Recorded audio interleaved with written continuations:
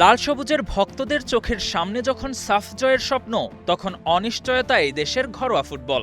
দেশের দুই শীর্ষ ক্লাব বসুন্ধরা কিংস ও আবাহনী লিমিটেডের ওপর ফিফার নিষেধাজ্ঞা আসন্ন বাংলাদেশ ফুটবল লিগে তৈরি করেছে দুশ্চিন্তা। ফিফার বিধি অনুযায়ী দেশের শীর্ষ লিগে অন্তত 10টি দলের অংশগ্রহণ নিশ্চিত করতে হয়, কিন্তু বসুন্ধরা কিংস ও আবাহনী নিষিদ্ধ থাকায় জটিল হয়েছে সমীকরণ। অবশ্য বিকল্প পরিকল্পনা প্রস্তুত রেখেছে বাফুফে। প্রয়োজনে দুই ক্লাবের পরিবর্তে গত মৌসুমে অবনমিত হওয়া আরামবাগ ক্রীড়া সংঘ ও ইয়ং মেন্স ক্লাবকে লিগ খেলার সুযোগ করে দিতে পারে দেশের ফুটবলের অভিভাবক সংস্থা। কিন্তু দেশের দুই ঐতিহ্যবাহী ও শক্তিশালী ক্লাবকে ছাড়া লিগ অনুষ্ঠিত হলে প্রতিযোগিতার মান, আকর্ষণ এবং দর্শকের আগ্রহেও প্রভাব পড়তে পারে। শুধু লিগ নয়, বিপদে আছে দল কিংবা দলের প্লেয়াররাও।